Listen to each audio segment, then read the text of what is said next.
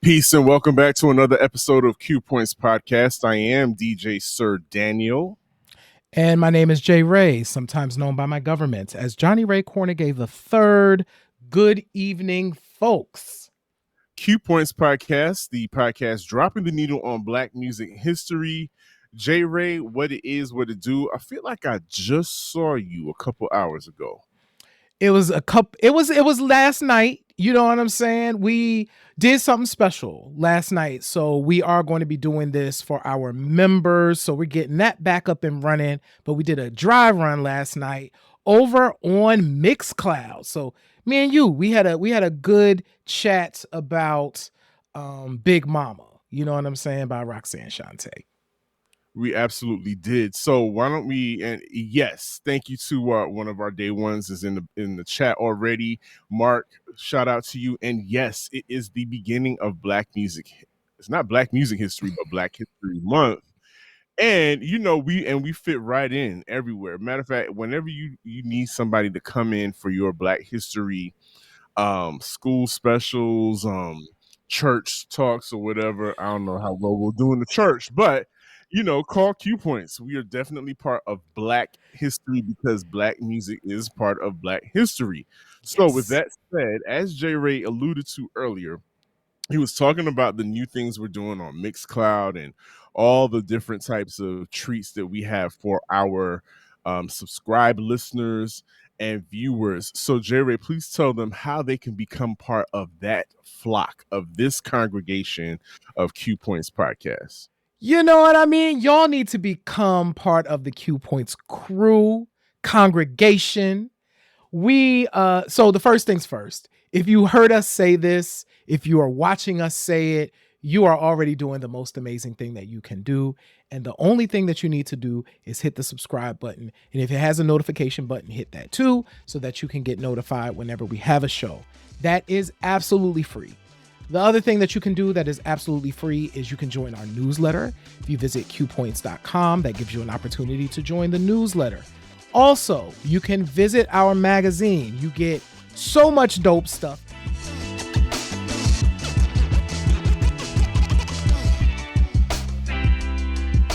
Let's get into it. J Ray, we have a special guest tonight. Not really a guest anymore because he's family. He is part of the Q Points podcast family. He's our podcast brother.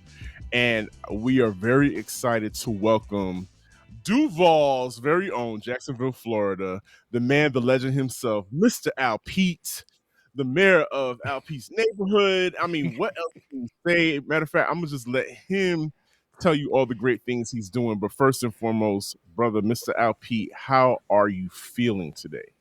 Listen, all is well. Check one, check two, man. My brothers. How y'all feeling? Excellent. I'm doing super duper fly, especially now that you're here with us. Yeah, thank y'all for having me, man. Love it. Of course, man. So listen, everybody who's watching, we are going to give you an opportunity. Definitely go and check out. We have an interview with Mr. Al Pete as well as a great conversation with him. So definitely check that out.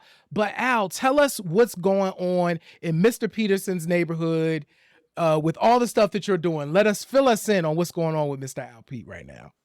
Cool. So all is well, all is cool. Just still moving and shaking around the neighborhood. But first thing I want to mention, because we're gonna keep this brief, but the MPN Network app, you can go and download the app, or you can go to Linktree/MPN Management, and they have the two options on there. So if you're an iPhone, you can download it. Yeah, there you go. Or if you Android, you can download it as well. But you can always go to your app store and download it. We play podcasts on there. We have a music show on there.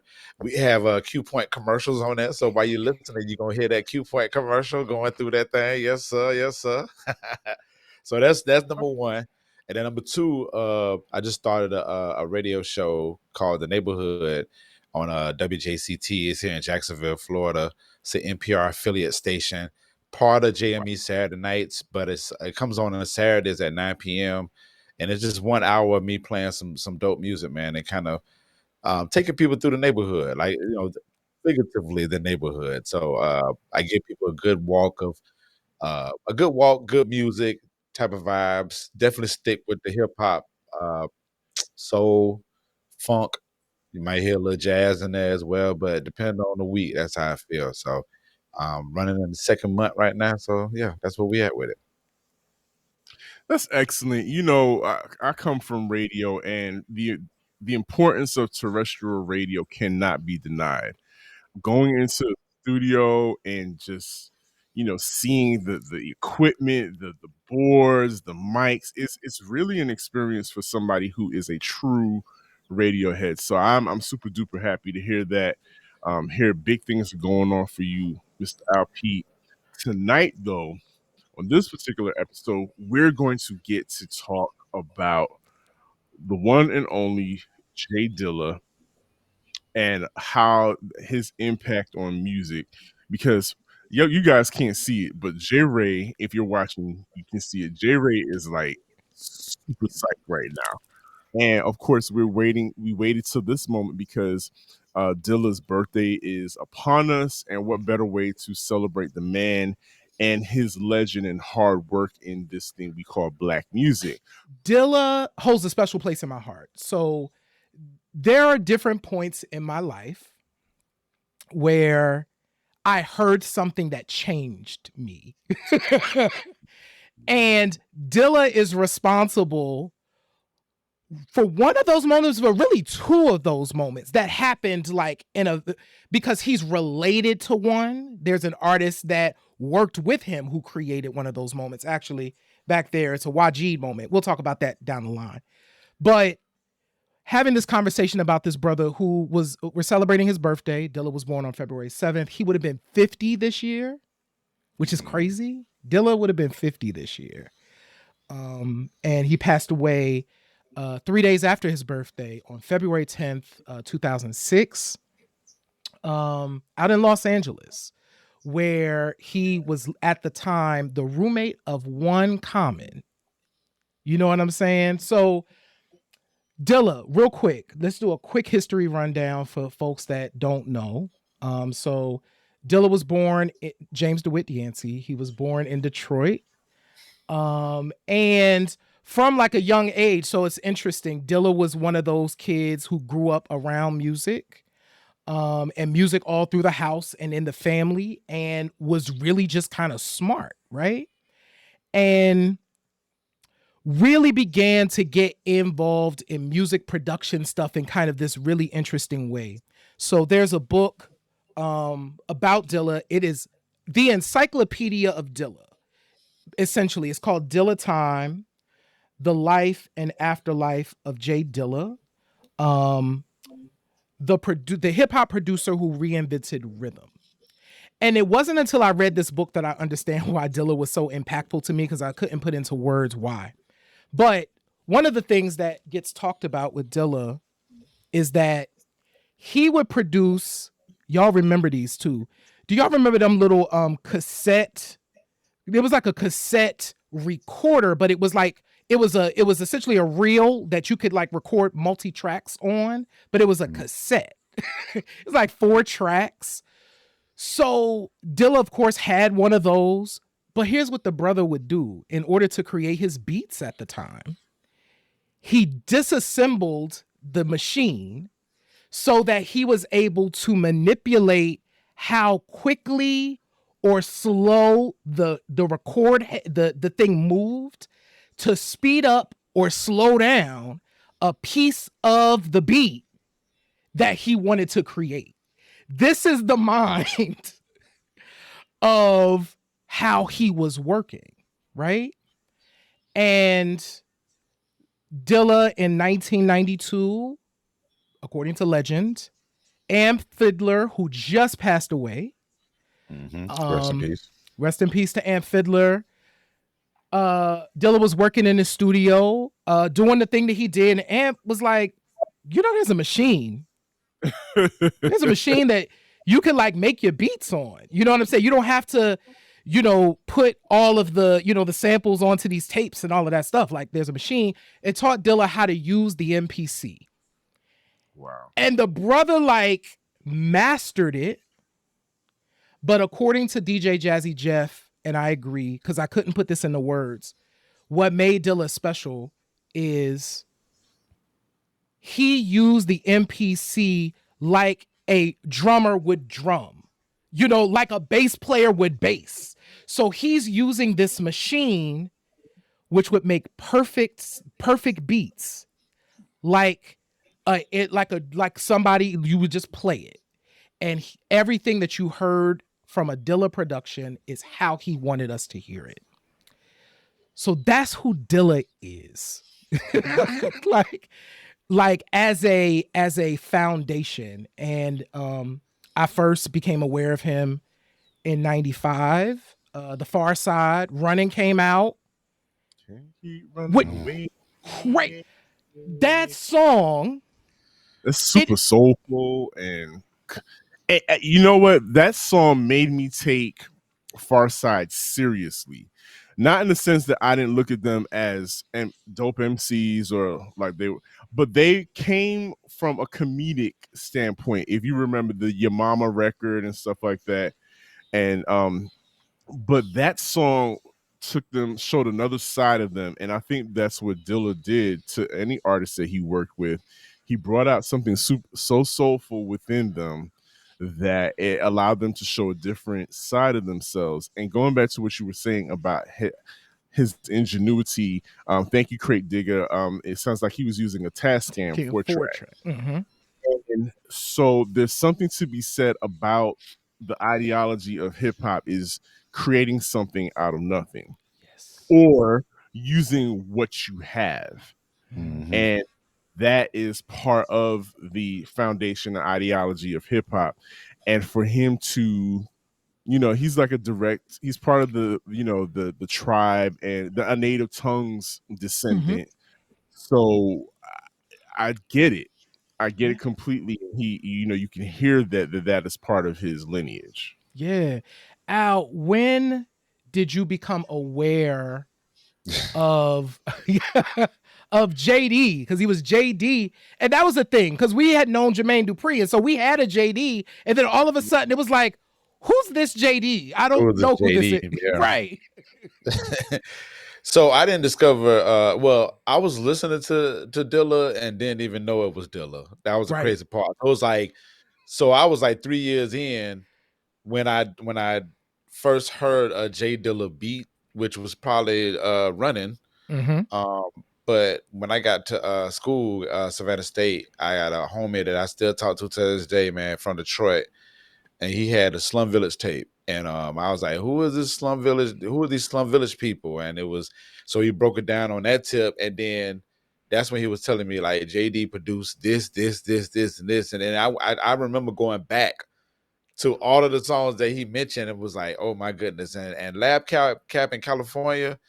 Oh man, that Far Side album is like, so when y'all mentioned the Far Side, I was thinking that, yeah, J Dilla calmed him down, like calmed Far Side down, because you have songs like Fish in the Sea on the first album, whatever. It was kind of melodic, soulful, whatever, but like that Running was like, it was just like a really easy balance, man, and that sample was just crazy, and it was good for them to rap over. So I agree, Daniel, with taking them seriously or whatever. It was like, oh, okay, they can really put some songs together. Not saying that they wasn't doing that back on their first album, but on this album here, it was just a little bit more soulful, man. And it was easy for me to take in the words as well as the beats. So, it's funny that you both have mentioned that, because I was going to save this, but I won't.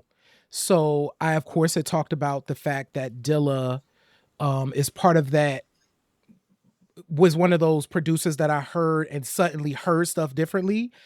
I remember when I got the Fantastic Volume 2, right? And I suddenly was like, oh, this is what grown up hip hop sounds like. This is like grown up, like I felt like, because it was so sophisticated in my mind. Like I remember listening to I Don't Know, which I talked to Sir Daniel about, and the way his beat and then Jazzy Jeff cutting into it was the craziest thing I had ever heard. I'm like, wait, what is he doing? And I felt like this is the future. Like this is what happens when rappers grow up. They do this, and I like it. But isn't that the I think what you described is the mark of a true musician and what we call producers, specifically in rap music, because sometimes producers can get locked into just being, called beat makers. But there are people who change the way you listen to things and the way you experience records, the way you experience an artist. And, point blank period, that's what Dilla did. And I think another mark of his brilliance is how many people, all of his sons. Yep. Because when you carve when you carve out a lane, you start, people start to emulate what you do, or they're so inspired that they can't help but to put a spin on what you've done. Listen, so I think to that point, Al, that you mentioned as well. Hold on, real quick, if you don't mind me interrupting. Please go ahead. Could you imagine? I mean, well, not could you imagine? Could you mention the sons, if you don't mind? There's so many sons. at least 3. Like, I mean, I don't think I would be out of line if I said like Kanye wasn't one of his sons. Oh, absolutely. Absolutely. Absolutely. Absolutely. And Kanye knows it. And I kind of, and you definitely hear it in the beginning. And I think when people talk about they miss the old Kanye, what they're missing is that synthesis that he had with the spirit of Dilla. And because that spirit is no longer there. Not in the sense that Ye is not connected to that kind of spirit anymore, in my opinion. So that's one of his sons, and Yeah, no, I agree with that, and I wholeheartedly agree with that. And I think when we think about that the Uma period, because to your point, Al, of like we were listening to Dilla and not knowing that we were listening to Dilla, right? Because I think we all remember following Midnight Marauders, where all of a sudden A Tribe Called Quest had like a new production. It was like everything produced by the Uma. And it's like, I don't know what that is. I do want to say the names because I think it's really important that people understand the power of the Uma. So the Uma consisted of, and songs could have been produced by one of or a combination.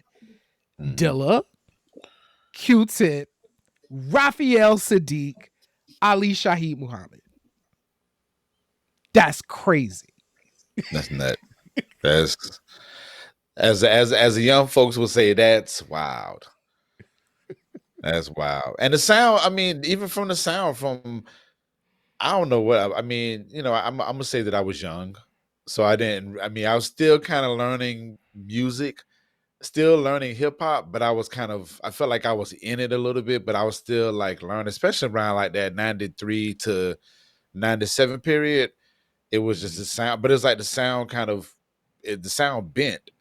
But it makes sense now because you have Ali Shaheed and you have a Raphael Sadiq. You know what I'm saying? Like at the time I knew Raphael Sadiq as, Tony, but I didn't get the soulful aspect of it or whatever. And then you got to think about it. That's the period of time when, the Badu came in and that music started shifting and bending. And I wasn't thinking like, oh, who is these people producing this? I didn't pay attention that much that Q-Tip was even producing like that.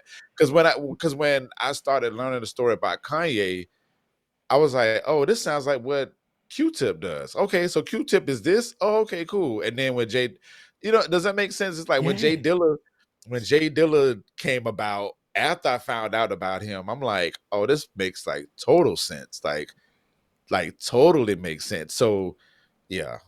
And we can get into that part later. I don't know if we're gonna get into that whole like neo soul aspect of it. No, that's right now, because one of the people that I didn't mention as part of the Ummah, which is so crazy because he's just like an entity unto himself. But D'Angelo was also part of the Ummah. That's nuts. So you had them 5 dudes, right?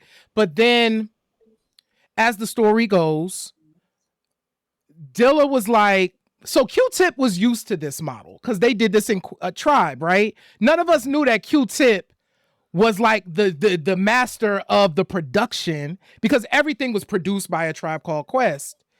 And Q-Tip was behind a lot of it, right? So we didn't know. Dilla didn't take to the group thing very well, right? Right. Because, I mean, listen, he wanted credit. Like, he wanted people to know, no, I produced once again. Like, I produced Find My Way. Like, I did that. You know what I'm saying? Not the Ummah. Like, that was me. And when you get that, and then all of a sudden when your sound ends up on a Janet Jackson album, Dilla did not produce, by the way, Got Till It's Gone. It was rumored for years. Dan Charnas talks about it like, no. He didn't produce it. He got the remix. He didn't produce Got Till It's Gone, but that song is Dilla inspired. Period. For sure. And I don't think crazy. Jesus. I don't think we can talk about. Can we talk about this whole era? So, because we had the Ummah and Crate Digger. Crate Digger says in the chat says the Ummah is Arabic for the group or community. Makes total sense. And just looking at the power of these different collectives, because you had the Ummah on one end, and then you had people like the Soulquarians who were talking about around the same time, and they actually kind of intertwined because D'Angelo was part of the Soulquarians. They evolved, like the Ummah evolved into the Soulquarians. So listen, that picture of the Soulquarians, I'm just going to read this list because it's crazy. By the way, Lauryn Hill was apparently supposed to be a Soulquarian. It's another story. But Common, Reflection Eternal, but Talib Kweli and Mos Yasin Bey, James Poyser, Erykah Badu, Questlove, D'Angelo, Q-Tip, Bilal, Dilla. Jesus. It's quite the lineup. And again,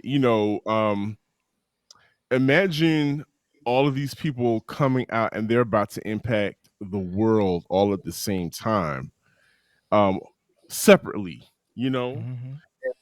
but they also have this collective that that they can incubate their ideas together, workshop together, they tour. If you always see somebody, the backup band, oh, I know that person also plays for such and such. So what you get is it's a homogenized sound, but it's still, everybody still had their own uniqueness and their own flavor. What's the word, everybody? This your man, Mr. Al Peter, Mr. Peterson's Neighborhood, and the MPN Network. And I'm here today to tell you about what the MPN Network consists of. The MPN Network is an entertainment as well as a developing media company based in Jacksonville, Florida. Our goal is to highlight various creatives that exist in spaces of music, visual arts, podcasting, and more. Within the network, we have multiple brands that will parallel with creatives, events, and other brands. The Neighborhood Podcast Network is a collective of independent podcast shows that has various topics ranging from the latest culture news, mental health, sports, and leisure conversations. We also have the Groove Suite brand that explores the realm of soul, hip-hop, R&B, funk, and more. Groove Suite. Our health and beauty section gives a view on how to keep yourself in shape, in style, and in tune with your body and your mental. Last, we have the Fly Socks and Tees, an annual summer event that brings creatives together to celebrate the past years and victories that were received. So swing by our website, mpn-llc.com, and subscribe so you can stay up on what's happening with the neighbors and the groovers. Also follow us on our Facebook page as well as Instagram and Twitter, MPN Management. Building but becoming to the top. Al, can you bring us in? Because you mentioned something really important. Robert Glasper describes neo soul as Dilla-inspired R&B. Can you talk about that period of time? Because that was unique when that sound emerged. So you talked about those moments, right? The moments that grabbed you or whatever. So out of my musical moment, neo soul definitely like grabbed me and just put me in the headlock. To this day, I still name it neo soul. I know a lot of artists be like, I don't like the word neo soul and all that stuff, but listen, it's neo. You know, Mama call it neo soul. Well, Dilla call it neo soul. I would call it neo soul. But nah, that was a great moment, man. I mean, it just the sound of it. I mean, I think the soul. Matter of fact, I know the soul was very present. You know what I'm saying? Not to take away from anything, you know, before that, contemporary rhythm and blues and all that stuff, because there was a lot of soul in that as well. But it was just a soul that I identified with. It was just those, and I was in a band, so you know, I was tied into that sound and understanding. It was already fascinating for me that hip hop, people were using jazz samples in hip hop. So I was like, okay, this is great. That's how I got into the tribes and stuff like that. But to get into it from like a Badu coming in and introducing this type of sound, like the sound bending aspect of it, it was just different. It was just so different. And sometimes it's difficult for me to even explain because it was just different, especially when you have a Dilla. Like when let's talk about the Janet Jackson remix, right? That beat don't sound like something that the typical R&B or even soul artists would like sing over. So you hearing this, you hearing like a R&B pop star Janet Jackson singing over it, and then you got a Q-Tip, which that was already a good, interesting combination outside of the movie. What was the movie? Was Poetic Justice? Poetic Justice, yep. Yeah. So you got all these factors, and then you like, oh, okay, this is what I come to. This is the denominator that I come to, and like Dilla's a part of it. Oh, okay, we're gonna dub him as that person that created all that, and then having his hand on everything on D'Angelo, just endless people. You know what I'm saying? So that neo soul. The creation of it was just a fascinating time for me in life, and I will forever play it, like forever. Yo, and just to think that so many of those records were created at Electric Lady Studios, which was, of course, Jimi Hendrix studio. And that, so you got that energy. You have all of these people just kind of working together, stirring in the MCA pot. You know, they were all, for the most part, except for, no, because even Erica was on like an MCA subsidiary, right? All of these people, you know, working together, you know, is you have really, Quest really Love, special. like that's the whole Yeah. thing. You know, that's a whole nother what we want to call that, mastermind or architect. You know what I'm saying? Like him and his brilliancy, him adding to that. Shoot. Yeah. And to think, as the stories are told, all of them Dilla would floor them. So Ali tells this great story. It was like a Red Bull, one of those Red Bull sound interviews or whatever. And he was like, we would be in the studio working, and Dilla would come down from one part of the studio in there, do the thing. He was like, we'd been trying, we would be trying to do a thing. He was like, he would literally come into the room, do the thing that we were trying to do in way less time, and leave. Like he'd do it, program it, play it, and it was done. And it was like, we've been trying to do that for like hours. He just did it that quickly. A calling on his life. That's how you know when somebody is anointed to do what they're doing. And that's exactly what you get when, because again, when you hear these certain songs make you evoke emotions within you, and they evoke a feeling and a spirit. And so that's why we don't get as much as we used to with that. And take somebody like a Erica. We brought up Erica. Mm-hmm. Erica Badu is, hands down, what probably one of the most tapped into whatever source she's tapped Mm-hmm. into person, right? Mm-hmm. And for her to connect with Adilla, the way she tells the story about Mm-hmm. how she just called him up and was like, "I need this," and And and not nothing you created for nobody else. I need Very you to specific. Right, tailor make right. to me. That takes, I don't know, you can't discount the way or the influence the universe has in these moments of Black music history, Mm-hmm. and puts these people together and to create a movement um like that.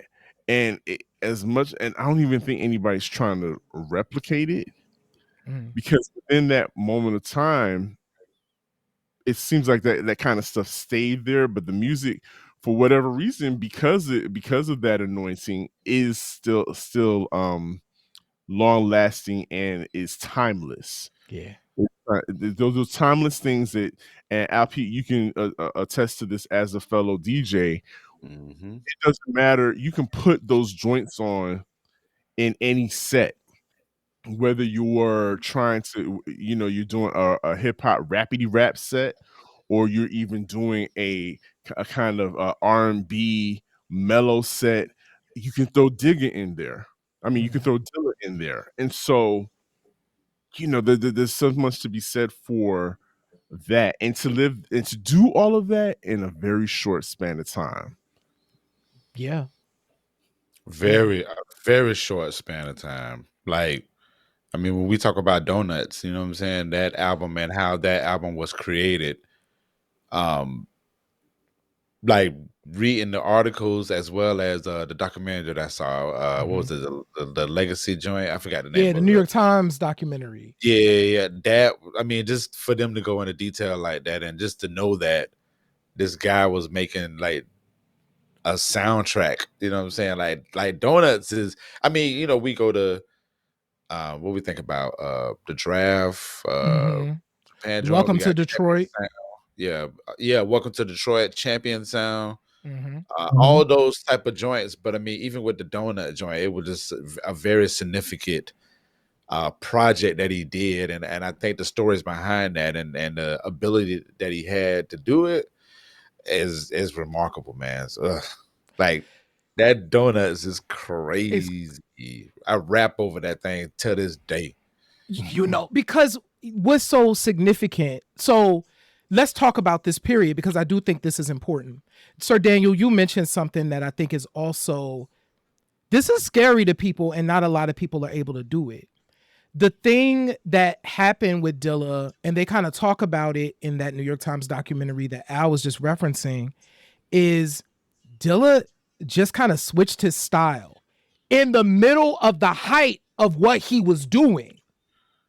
He literally stopped doing it. Like, it's like, I'm just not doing that anymore. I'm doing like this electro thing. I remember that period. I was like, this is a Dilla production. This is interesting. Yeah. And you have to have, you're an artist when you are like, I am willing to blow it all up and do something that people don't expect and don't want, right? Because the dude was like, yo, when he turned that album into the label, like that was it. Like they just did not like it and they didn't know what to do with it because he switched his style midway through. Mm-hmm. That LA period that created Donuts, like that literally uprooting, that listening to Common, having to, he's having all the medical stuff that began to show up. And Common is like, well, why don't you come to LA? I live in LA now. Move in. And he leaves his home of Detroit and he moves out to LA and all of these other doors open. So that's when we get the Champion Sound, we get J Lib, and it's like them beats was crazy because you got Mad Lib beats. So you got Mad Lib spitting over Dilla beats. You got Dilla spitting over Mad Lib beats. That record was like, That Champion sound crazy. Insane. Because I'm like, what the heck is going on? And then we get to Donuts, which of course becomes like the final official record, even though we got records after that. Just to know, Al, like, because I didn't understand the concept. I'm not a rapper. I didn't understand the concept of a beat tape. I knew that they had to exist. To know that I was listening to probably the best beat tape that I had ever heard. They're like 2 minute beats that are sick. I mean, first off, he birthed more sons after he dropped Donuts. It was like a whole dozen of, no pun intended, but pun intended, dozen of sons being born after that. Because I mean, you think about all the beat tapes that are out now, like it had to be inspired by that. Like yeah, that was. I get chills thinking about like Donuts, man, because I just know for me as a MC, and I'm like you don't do this, like it not you don't do this, but it was like this is odd to do. Like you didn't get a beat tape out of the blue. Now you get them everywhere. Like I listen to beat tapes more. I listen to an actual album, but for Dilla to inspire something like that and his legacy go forward with that, it's just crazy, man. It's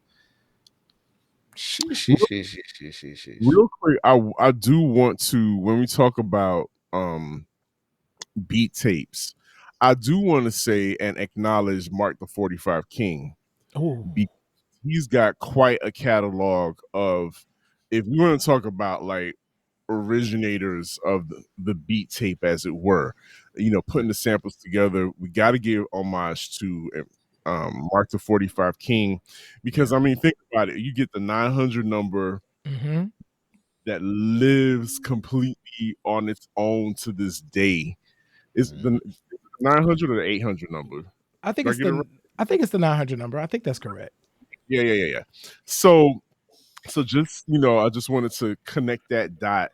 Yeah. That you have people like Mark the 45 King, and you have a Dilla who, and if you think about it, it's really super smart, fiscally smart. Like if you this age of MCs looking for beats, if you get something off of that album and you find yourself wanting to rap over it, that you gotta pay, you gotta give that man credit, and that continues to give him a lineage of monies and royalties coming in. So it's also very smart. Again, creating a trend or creating another lane for everybody else to eat is, again, the mark of a true genius.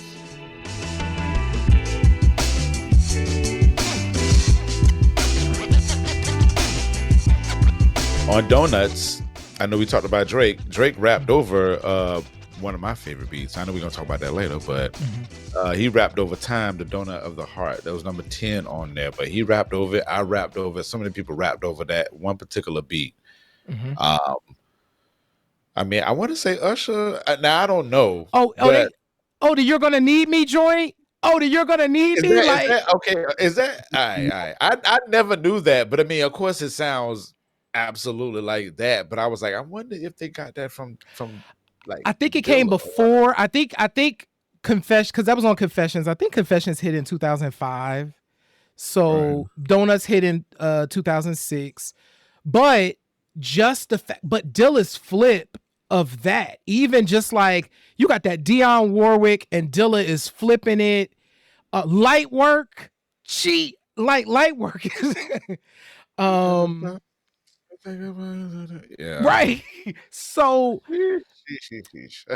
and to know that this brother, right, is in and out of the hospital, in the hospital making some of these beats, like the extension of his hand was that MPC. You know what I mean? And that was his light, like he breathed that part, right? The only reason we didn't get a Common B record that was a Dilla record is because Dilla couldn't do the whole record. Now, that was amazing. Like, that was a look for Kanye and Common, right? That turned into a great collaboration. But, Dilla's on, I think he's on 2 tracks on that record, but we probably would have got another, because Like Water for Chocolate, I think, is the perfect encapsulation of Dilla's pop like experience. Like, it explains why the pop charts were into Dilla at the time, because that Like Water for Chocolate album was kind of perfect. Yeah. Last point of the night. This is fun. What are 2 of your favorite Dilla productions? I'm gonna extend it. Dilla productions or Dilla songs, or songs featuring Dilla. I'll go last. Al, you got you know what yours are? Al, we're gonna get you to go first. Yeah, but I already got it. So the first one I already mentioned is Time, the Donut of the Heart. That's from the Donuts album. It's number 10. That's my joint, man. I can have that looping like crazy. I rapped over it as well. And it was good to do. It was great to do. But I just love that what is it? I give you. I didn't know that was a sample. Cause who sings that song? The day and night joint. The day and night. I know I'm singing. I can't sing, but nevertheless, I'll find. I'll let y'all know. But that sample, that was crazy the way he flipped that joint. And then my next one is "It's Your World" on Common B. The last song on that, man. It was that "It's Your World" is.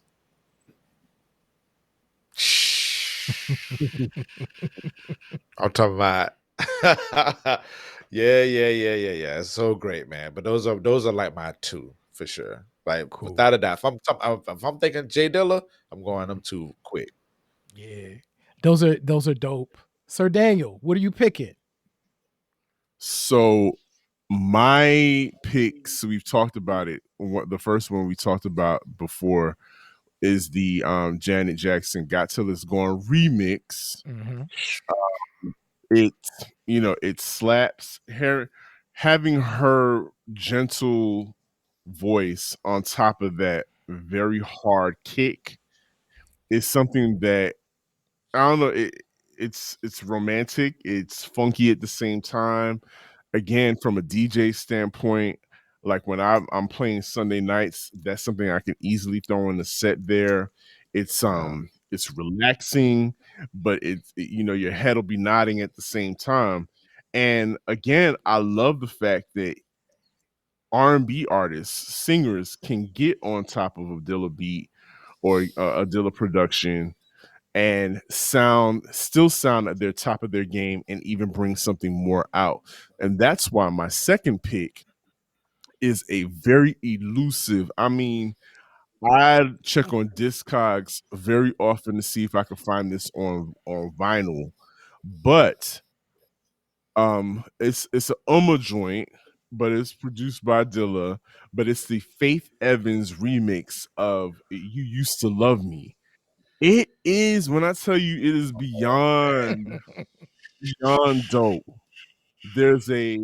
It's quiet, but yeah, I'm pretty certain they got Faith to do some other vocals for it because she stacks another layer to the chorus and it gives it an extra body to the record. And I'm pretty sure he worked with her because she sang background on for the Tribe Oh joint. yeah, Stressed Stressed Out. out, right? Yep. Out. So they were in the studio cooking, and I wouldn't be surprised if there was like maybe a whole album of like Faith Evans Dilla produced joints. So Oh, maybe It'll in the be vault great. somewhere. That would probably be in the so Diddy crazy. vault somewhere, in the Bad Boy vault somewhere. And listen, if things go the way they go, I don't know, somebody else might own that vault. Right. Pretty soon. That's the way it's looking. Right. They really your selections. So here's my see. I feel like I need to. I am going to break. I'm going to break the rule real quick because I have different. I have 3. So from early era, It's going to be Fourth and Back, which is a Slum Village joint. Corrupt is on that joint. That doom doom doom doom. That joint goes and it slides like they just sliding on this joint. Fourth and Back. 2 Dollar from Steve SpaceX Space Shift album. So Steve SpaceX did a solo album, yes. And Dilla, there's the intro, which is like doon doon doon. There's like just like some keyboards or whatever. Then Dollar comes in, let the dollar circle, and that beat is so hard. And the way And then that note is stretched out, that's crazy.